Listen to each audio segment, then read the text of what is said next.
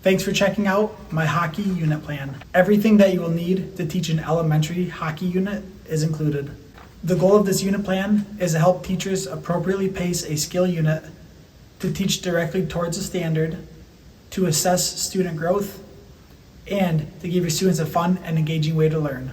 This unit plan comes with 8 lessons per grade, or 48 lessons total for kindergarten through 5th grade. The pacing guide ensures that students are continually challenged with appropriately paced skills.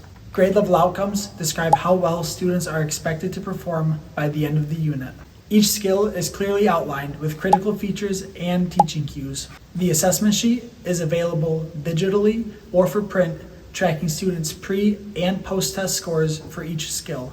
Each skill taught is standard-based and includes a printable I can statement in student-friendly language. This unit plan also comes with 20 hockey games, which are described and imaged, and 25 hockey drill cards. There is also an editable lesson plan template in case you want to create your own lesson.